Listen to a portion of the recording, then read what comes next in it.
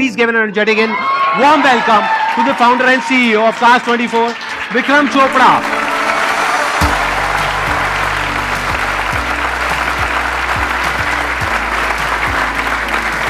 Please have a seat. Thank you.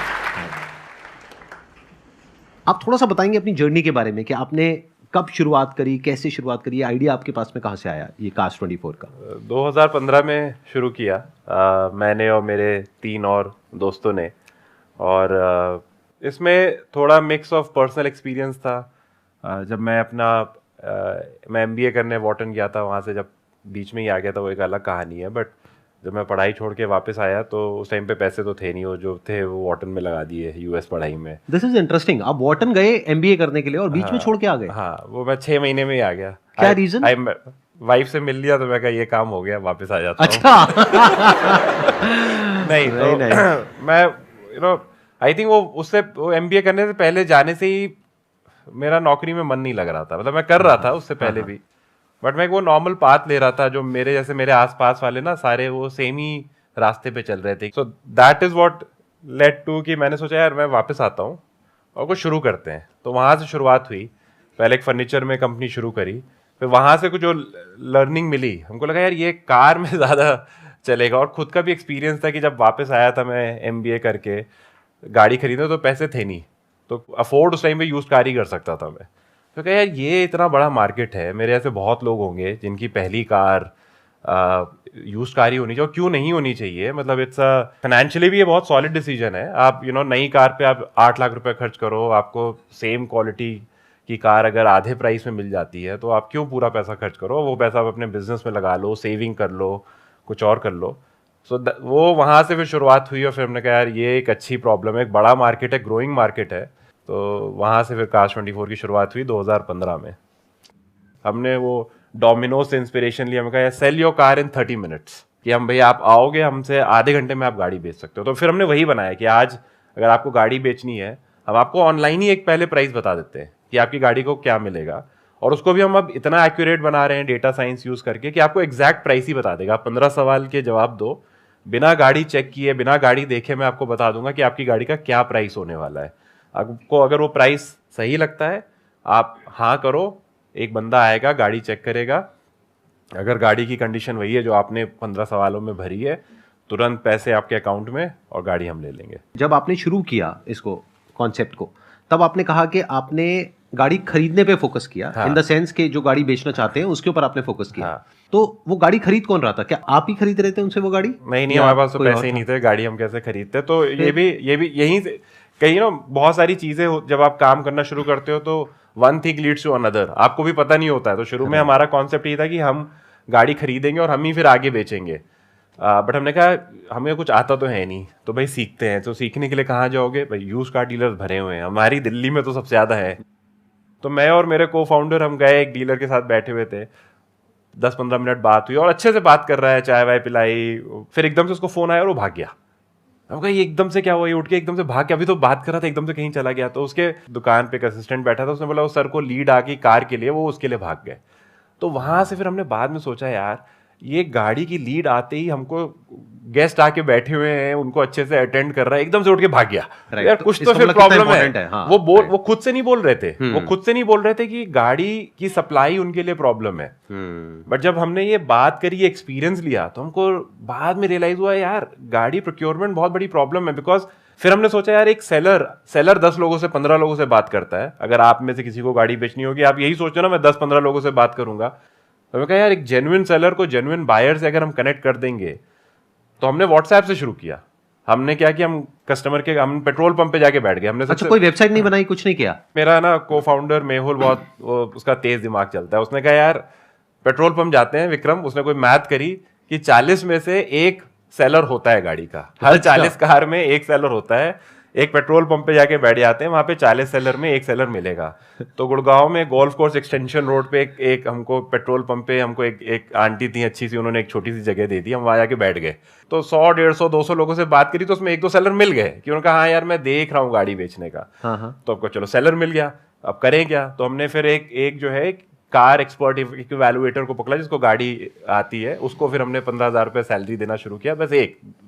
फिर उसने वो गाड़ी इंस्पेक्शन करी, फिर हमने वही inspection report which is like गाड़ी में स्क्रैच नहीं है, इंजन ठीक से चल रहा है, माइलेज इतना है, माइलेज इतना है, इतनी चली हुई ये मॉडल है, राइट, ये कलर है, ये 4 फोटो है, वो हमने व्हाट्सएप पे डीलर्स को भेजना शुरू करी। ठीक है, इंस्टेंट रिस्पॉन्स। तो यहां से हमने शुरू, इनफैक्ट हमने अपनी पहली 200 300 400 गाड़ियां ऐसे ही खरीदी हैं सिर्फ व्हाट्सएप पे। खरीदी नहीं है आपने, एक तरीके से उसकी डील करवाई है। हमने डील करवाई है, बट कस्टमर को लग रहा है कि हमने खरीदी। ओके, क्योंकि कस्टमर के लिए तो वो कभी किसी से मिला ही नहीं, उसने तो सिर्फ हमको भेज दी। तो इसलिए हमारी इंटरनली लैंग्वेज में हम यही बोलने लग गए खरीदी, बट यू आर राइट कि हमने वो डील करवाई है, बट वो डील इज सीमलेस।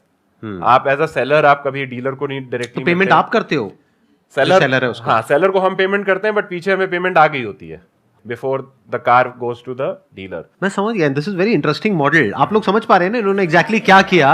इन्होंने क्या किया कि गाड़ी को इंस्पेक्ट किया अच्छे से, उसकी रिपोर्ट बनाई और प्लस उसकी पिक्चर्स ये वो, यानी कि वही काम जो डीलर आ करके करने वाला था वही बैठे बैठे उसके मोबाइल पे व्हाट्सएप पे हो गया।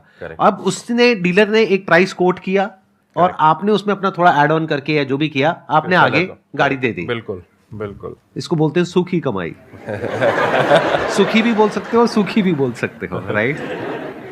फिर हमने वो ऐप बनाई, फिर हमने कहा यार इतना सारा डेटा है, इसको डेटा को यूज कैसे करें। फिर हमने अपनी एक डेटा साइंस की टीम बनाई। जब इनफैक्ट हमने ऐप बनानी शुरू करी तो कन्वेंशनल विजडम सबकी यही थी, हमको हर किसी ने मना किया ऐप मत बनाओ, कोई डीलर ऐप नहीं यूज करेगा। और हर किसी ने 100 में 100 लोगों ने यही बोला, बट हम बोल रहे थे यार ये बाहर लोगों को ये लगता है, हमको अंदर दिख रहा है जिस स्पीड से वो प्राइस दे रहा है, तो हमको पूरा विश्वास था कि नहीं ये चलेगा। वही हुआ, हमने वो ऐप लगाया और वो फटाफट चला। यहाँ तक आपने फंडिंग खुद ही मैनेज कर रहे थे या अभी कोई इन्वेस्टर? यहाँ तक खुद ही कर रहे थे। जब हम ये 4-5 महीने हो गए हमको, तो हमको लगा कि यार हमारे पास एक कोई जैकपॉट है, ये गोल्ड माइन है। तो हमने ना बहुत नॉन कन्वेंशनल एक चीज सोची। हमने कहा हम अपने स्टार्टअप को स्टेल्थ में रखेंगे, शांत रहेंगे, कुछ किसी को बताएंगे नहीं, कोई हमारा प्यारा सा आइडिया कोई और बनाना ना शुरू कर दे। तो हमने 2015 से 18 तक तो हम लिटरली स्टेल्थ में रहे हैं। तो 3 साल तक लोगों का यही विश्वास था कि कोई छोटी सी कंपनी को ट्राई कर रही है, इनका कुछ हो नहीं रहा है, या हो सकता है कोई डीलर है, या कोई डीलर है, कुछ है, कुछ हो नहीं रहा है। तो किसी को पता नहीं था कि अंदर ही अंदर कि हम 4-5 हजार गाड़ी उस टाइम पे महीने की बेच रहे हैं बिना किसी फंडिंग के। या फंडिंग? नहीं, फंडिंग हमने ले ली थी, बट वो भी कभी अनाउंस नहीं करी। अभी आप देखो ना, बहुत सारे लोग फंडिंग होने से पहले, स्टार्टअप रजिस्टर करने से पहले ही डाल देते हैं सोशल मीडिया पे, मैं ये शुरू कर रहा हूँ। वो तो डील होने से पहले ही अनाउंस हो जाता है आजकल तो। हाँ, वो उसके अपने फायदे हैं। हमारा इससे क्या हुआ कि हम पूरा ना बहुत ही इनवर्ड फोकस्ड हो गए, राइट। तो इसके दूसरे फायदे ये हुए, हमने तो पहले ये सोचा था कि हमें किसी को बताना नहीं है, किसी को पता ना चले, बट इसके दूसरे फायदे ये हुए कि फिर हमारे भी जो लोग थे वो सारे सिर्फ काम पे फोकस थे। वो कोई इस पे फोकस नहीं था कि वो कोई माइलस्टोन पब्लिश नहीं किया, ये 100 हो गया, ये पब्लिश नहीं किया, मैंने वैल्यूएशन अपनी नहीं डाली। तो वो लाइक माइंडेड लोग काम कर रहे थे। तो उस तरह से टीम भी सेकंड थर्ड ऑर्डर इम्पैक्ट ये हुआ कि लोग जो हमको ज्वाइन करे, सर वो इसलिए नहीं ज्वाइन किए कि फंडिंग आ गई है कंपनी में, वो इसलिए ज्वाइन करे कि क्योंकि उनको लगा यार आइडिया अच्छा है। और कितनी बड़ी टीम हो गई आपकी 3 साल में? 3 साल में होगी कुछ 300 लोगों की टीम। 300 लोगों की आपकी टीम हो गई और आप महीने की 5-6 हजार गाड़ियां बेचने लग गए थे तब तक, 2018 तक। और तब तक आप कितना पैसा उठा चुके थे? तब तक हम 400 करोड़ के आसपास उठा। और किसी को पता ही नहीं लगा? किसी को नहीं पता था, मेरे आसपास दोस्तों को नहीं पता था।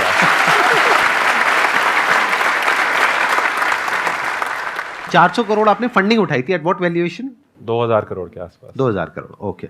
अच्छा, विदाउट टेकिंग एनी नेम्स, अभी पीछे मैंने रिसेंटली पिछले 1-2 साल में देखा है कि आपके कुछ कॉम्पिटिटर्स काफी ज्यादा एक्टिव हो गए हैं। हाँ हाँ, नहीं बिल्कुल। और ये आई थिंक वो इन हाइंडसाइट वो हमारी उस टाइम पे तो जो सिनिसिज्म था, जो एक डर था ना, एक आई थिंक वो एक एंटरप्रेन्योर को या किसी भी चीज में आपको कॉन्फिडेंट भी होना चाहिए, बट घबराते भी रहना चाहिए कि भाई क्या गलत हो सकता है, आपको सोचते रहना चाहिए उसके बारे में। तो वो सही था, राइट। तो हमको जो हेड स्टार्ट मिल गया, जो एक लीड मिल गई, वो लीड बहुत काम आ रही है हमारे।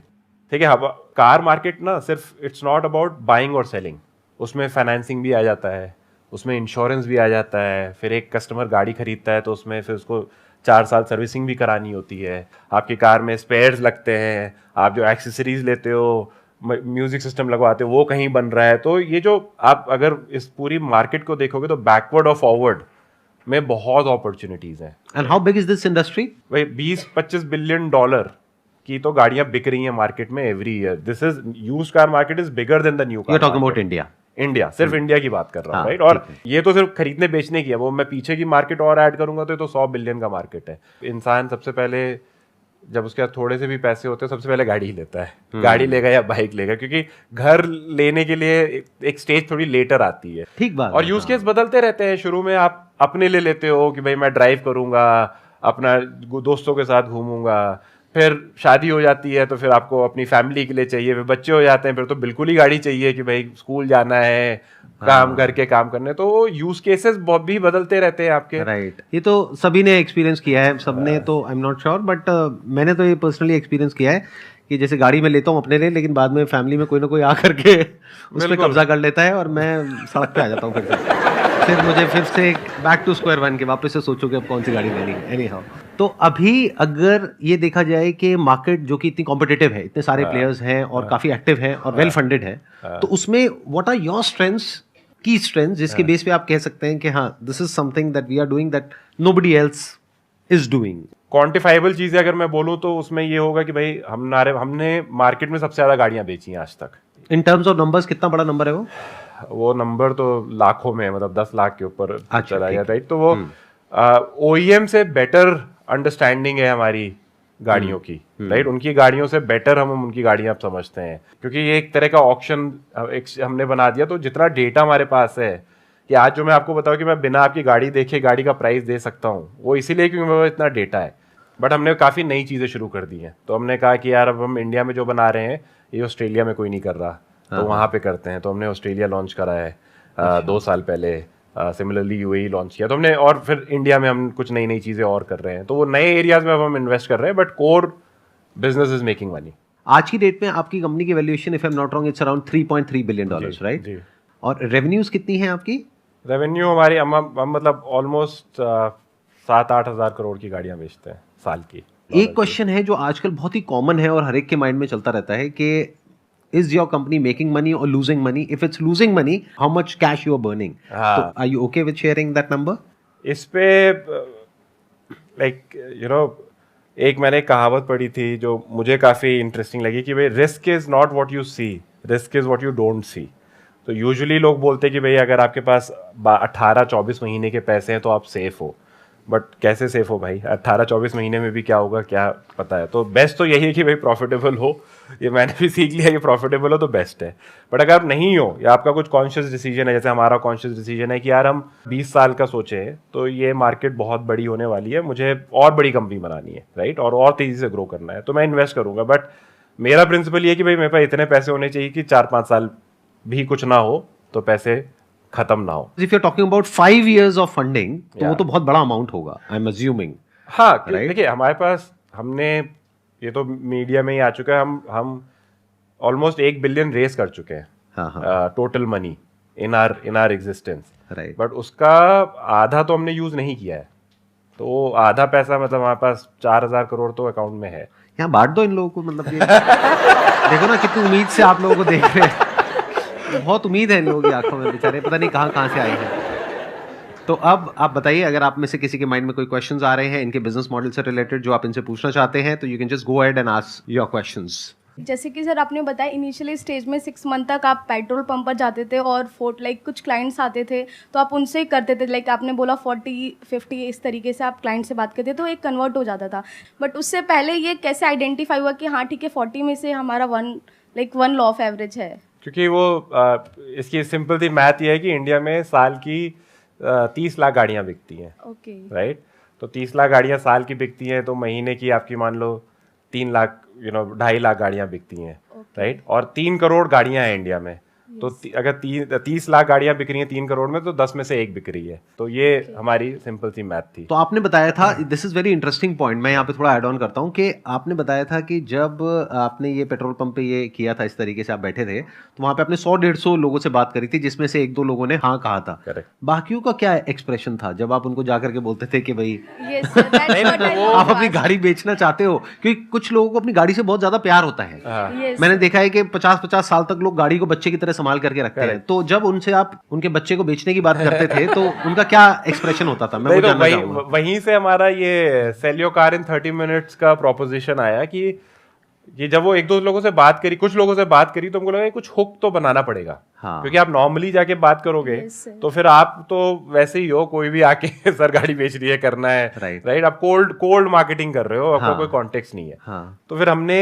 उनको ये प्रोपोजिशन दिया कि भाई हमारा एक ये नया कॉन्सेप्ट है कि 30 मिनट में आपकी गाड़ी बिक जाएगी और आपको एक नो कमिटमेंट प्राइस मिलेगा जिसपे आप हाँ या ना कर सकते हो, कोई प्रेशर नहीं है। बट अगर आप हाँ करोगे तो इंस्टेंट मनी भी मिल जाएगी। और ये आपने सिर्फ पैम्फलेट के थ्रू आपने कम्युनिकेट किया ये मैसेज को? मुंह के थ्रू। फिर धीरे धीरे आई थिंक 15 दिन बाद पैम्फलेट। अच्छा, पैम्फलेट भी नहीं? अच्छा, उसके बाद 15 दिन बाद। This is a very interesting phase, और मैं इसके बारे में थोड़ा और जानना चाहूंगा कि जो शुरू के 6 महीने थे, आपको याद है एग्जैक्टली आपने कितनी गाड़ियां बेची? पहले 15-20 दिन मेहुल, तो मैं बहुत सारे सेंट्रल काम देख रहा था कि कुछ हायरिंग वगैरह के। मेहुल माई को फाउंडर वो फील्ड पे था।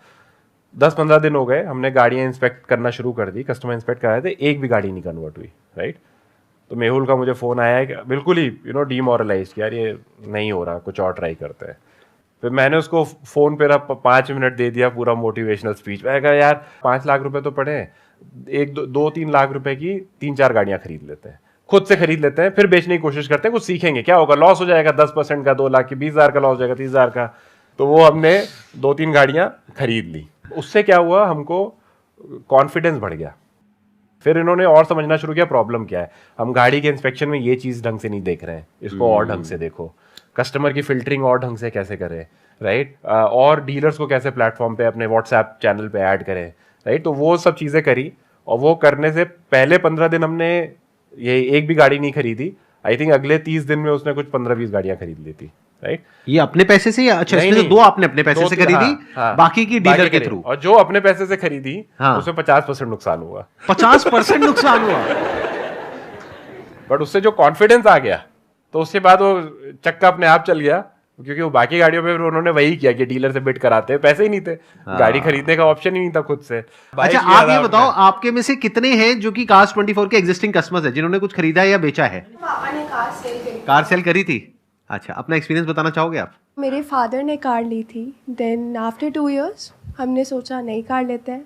देन आई सेड कि कार्स 24 यूज़ कर लीजिए, एंड विद इन 2 days हमारी कार सेल हो गई, एंड काफ़ी अच्छा प्राइस मिला sir. Thank you very much. Thank you so much, service काफ़ी अच्छी थी। Thank you sir. आप वही तो नहीं थे वो जो पेट्रोल पंप पे जिन्होंने वो जिसमें इनको 50% नुकसान हुआ था, क्योंकि किसी और को फायदा हुआ था, राइट? इनका नुकसान किसी और का फायदा।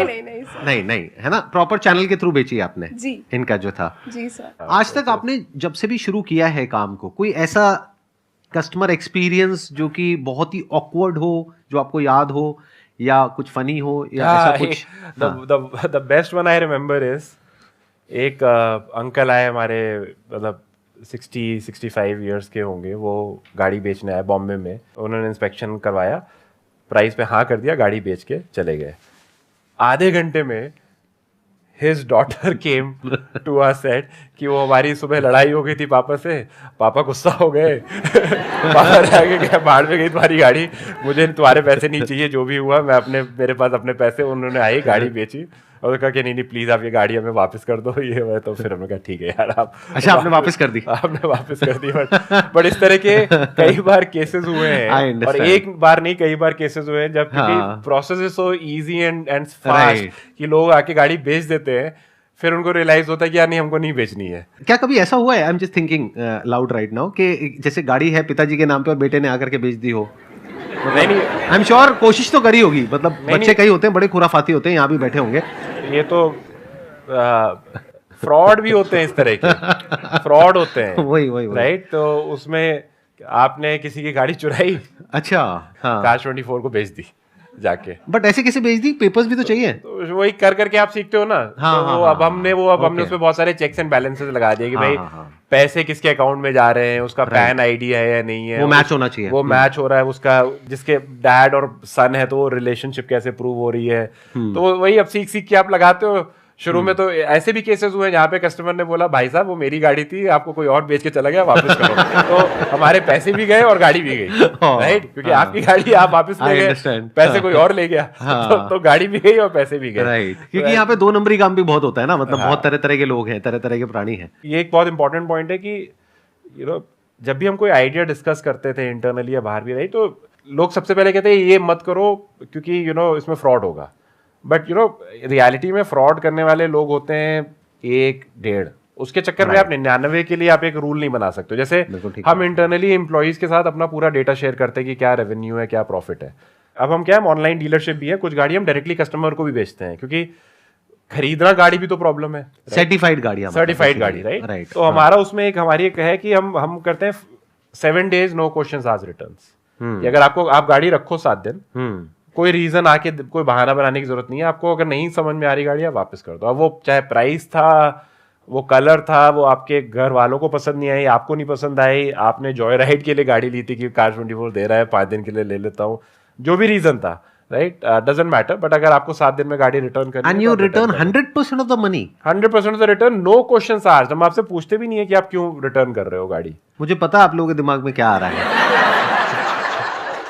गाड़ी लो, 1-2 लाख रुपए में 7 दिन घुमाओ, घुमाने के बाद वापस करो और अपने पैसे वापस लो, पूरे 100%। अब अगर रिटर्न बढ़ गया ये टेलीकास्ट होने के बाद, तो मेरी टीम मुझे दौड़ा के मारेगी। लेकिन इतना आसान होगा नहीं है, आई एम 100% श्योर, क्योंकि एक पूरा प्रोसेस होगा। जब आप रिटर्न करने आओगे तो कुछ ना कुछ तो होगा, मतलब इमीडिएटली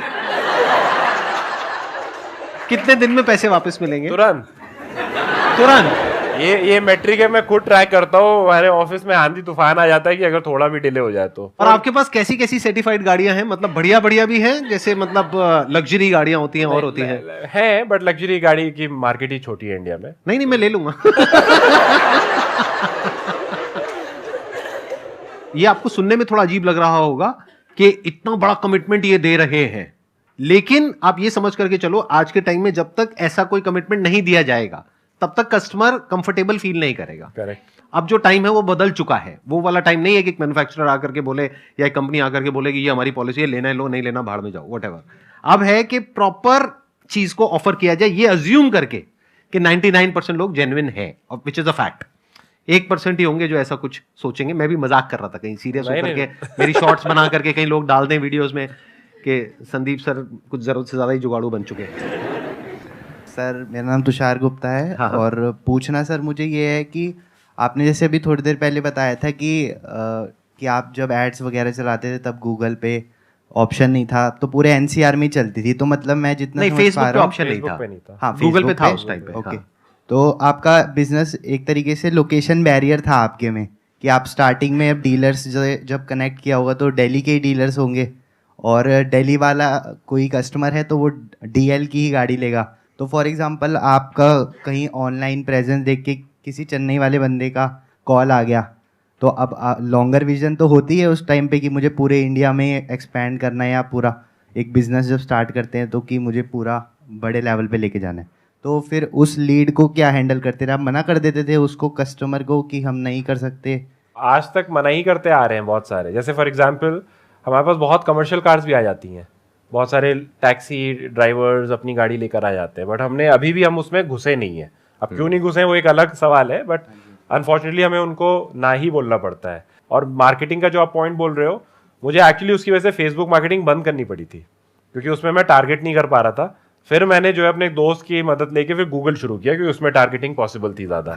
GMB पे ज़्यादा फोकस किया, क्लासिफाइड से फिर किया, सोसाइटी में जाके एक्टिवेशन किया। तो फिर वही फोकस किया कि वो पैसे उस लीड पे ना खर्च करो जिसपे आपको सर्विस भी नहीं कर पा रहे, बिकॉज पैसे भी खर्च हो रहे हैं और कस्टमर भी नाराज हो रहा है, राइट। तो आप दोनों तरफ से जो है you are at a loss. Plus ये एक बहुत बड़ा लेसन है आप सबके लिए। आई एम श्योर ये जो आप क्वेश्चन पूछ रहे हो, आई कैन अंडरस्टैंड कि आप किस स्टैंड पॉइंट से ये क्वेश्चन पूछ रहे हो। यू आर आस्किंग बिकॉज क्या होता है, जब हम एक काम को शुरू करते हैं तो हमारे पास में जब भी कोई कस्टमर आता है तो ना कहना बड़ा मुश्किल होता है। कैसे छोड़ दें? तो ये लगता है कि चलो इसको भी हाँ बोल दो, उसको भी हाँ बोल दो, उसको भी हाँ बोल दो। उस चक्कर में क्या होता है कि हम बहुत कुछ करने की कोशिश करते हैं और कुछ भी ढंग से नहीं कर पाते हैं। तो you must have a razor sharp focus and clarity as far as कि मुझे क्या टारगेट करना है, और उसके बाहर जो भी कुछ है उसको ना बोलने के लिए तैयार रहना है। ये कॉल बहुत इंपॉर्टेंट होती है, नॉट आगे जाकर के, क्योंकि आगे जाकर के तो जैसे जैसे आपका बेस बढ़ेगा आपके लिए हाँ बोलने की पॉसिबिलिटी बढ़ेगी। शुरू में you need to be very clear कि आप किस नीश को आप टारगेट कर रहे हो और किस जगह को आप फोकस कर रहे हो। उसके बाहर कुछ भी आता है, उस एरिया के बाहर कुछ भी आता है तो आपको ना बोल देना है।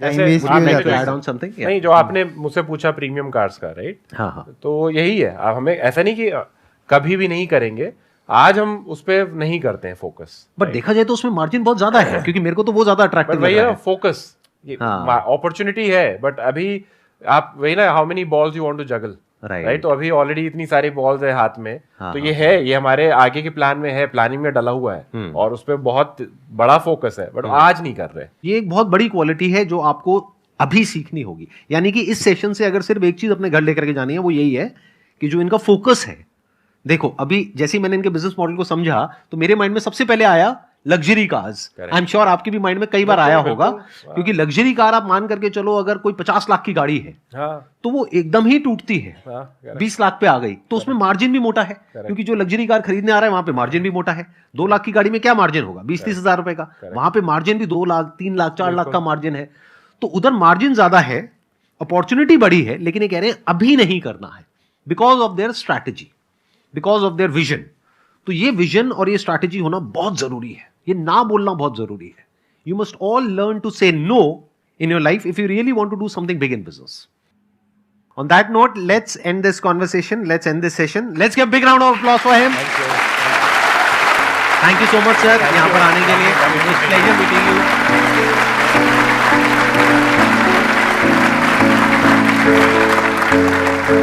you.